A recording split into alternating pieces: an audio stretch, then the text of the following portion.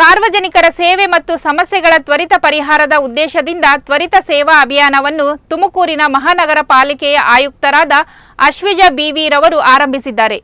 ಪ್ರತಿ ತಿಂಗಳು ಕೊನೆಯ ವಾರದಲ್ಲಿ ನಡೆಯುವ ಅಭಿಯಾನದಲ್ಲಿ ಸಾರ್ವಜನಿಕರು ತಮ್ಮ ಸಮಸ್ಯೆಗಳಿಂದ ಮುಕ್ತರಾಗಿ ಹಾಗೂ ಶೀಘ್ರವಾಗಿ ಸರ್ಕಾರಿ ಸೇವೆಗಳನ್ನು ಪಡೆಯಬಹುದಾಗಿದೆ ಎಂದು ಆಯುಕ್ತರು ತಿಳಿಸಿದ್ದಾರೆ. ಇತ್ತೀಚೆಗೆ ಪಾಲಿಕೆಯಲ್ಲಿ ನಡೆದ ತ್ವರಿತ ಸೇವಾ ಅಭಿಯಾನದ ಸಮಯದಲ್ಲಿ ಮಹಾನಗರ ಪಾಲಿಕೆಗೆ ಏಕಾಏಕಿ ಲೋಕಾಯುಕ್ತ ಅಧಿಕಾರಿಗಳು ಆಗಮಿಸಿ ಪರಿಶೀಲನೆ ನಡೆಸಿದರು. ಇದೇ ವೇಳೆ ಲೋಕಾಯುಕ್ತ ಅಧಿಕಾರಿ ವಲಿ ಭಾಷಾರವರು ಮಹಾನಗರ ಪಾಲಿಕೆ ಕಚೇರಿಯಲ್ಲಿ ಮಧ್ಯವರ್ತಿಗಳ ಹಾವಳಿ ಹೆಚ್ಚಾಗಿರುವ ಬಗ್ಗೆ ಸಾರ್ವಜನಿಕರಿಂದ ಬಂದಿದ್ದ ದೂರಿನ ಹಿನ್ನೆಲೆ ಕಾರಣ ಪಾಲಿಕೆಯ ಕೆಲ ಅಧಿಕಾರಿಗಳ ವಿಚಾರಣೆ ನಡೆಸಲಾಗಿದೆ ಎಂದರು.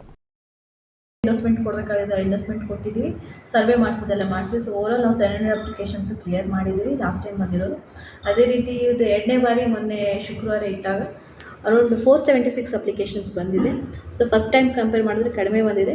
ಅದೂ ಒಳ್ಳೆಯ ವಿಷಯ, ಯಾಕೆಂದರೆ ಇವಾಗ ನಮ್ಮ ಆಫೀಸಲ್ಲಿ ಎಲ್ಲ ಕೆಲಸ ನಡೀತಾ ಇದೆ ಅಂತ ನಾವು ಭಾವನೆ ಮಾಡ್ಬೋದು. ಬರ್ತಾ ಇದು ಅಪ್ಲಿಕೇಶನ್ಸ್ ಕಡಿಮೆ 0 ಆಗಬೇಕು, ಅಲ್ಲಿವರೆಗೂ ನಾವು ಇದು ತ್ವರಿತ ಸೇವೆ ಅಭಿಯಾನ ಮಾಡ್ತೀವಿ.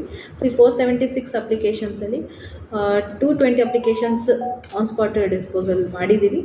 ಇನ್ನು ಉಳಿದಿದ್ದು ಪ್ರೊಸೆಸಿಂಗಲ್ಲಿದೆ. ಇಂಡಸ್ಮೆಂಟ್ ಎಲ್ಲ ಕೊಡೋದು ಈ ವೀಕ್ ಒಳಗಡೆ ಎಲ್ಲ ಕ್ಲೋಸ್ ಆಫ್ ಎಲ್ಲ ಫಾರ್ಮ್ಸ್ ಕ್ಲೋಸ್ ಮಾಡ್ತೀವಿ. ಒಳ್ಳೆ ರೆಸ್ಪಾನ್ಸ್ ಬಂದಿದೆ.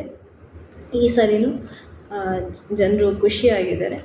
ನಾವು ಇದೇ ರೀತಿಯಾಗಿ ನಾವು we will work for a better and transparent and efficient administration. And ಮುಂಚೆ ಹೇಳಿದಾಗಲೂ ನಾನು ಮಧ್ಯವರ್ತಿಗಳ ಹತ್ರ ಯಾರು ಹೋಗಬೇಡಿ, ಡೈರೆಕ್ಟ್ ನಮ್ಮ ಆಫೀಸ್ಗೆ ಬನ್ನಿ, ನಮ್ಮನ್ನೇ ಕಾಂಟ್ಯಾಕ್ಟ್ ಮಾಡಿ. ಆ್ಯಂಡ್ ನಿಮ್ಮ ಸಮಸ್ಯೆಗಳೇನಿದೆ ನಮ್ಮಲ್ಲೇ ಬಂದು ಹಂಚ್ಕೊಳ್ಳಿ. ನೀವು ಮಧ್ಯವರ್ತಿಗಳ ಹತ್ರ ಹೋಗ್ಬಿಟ್ಟು ಅಲ್ಲಿ ನೀವು ಕಷ್ಟಪಡಬಾರ್ದು. ಆ್ಯಂಡ್ ಇದನ್ನೆಲ್ಲ ಕಡಿವಾಣ ಹಾಕಬೇಕಂತಲೇ ನಾವು ತ್ವರಿತ ಸೇವೆ ಅಭಿಯಾನ ಮಾಡಿದ್ದು.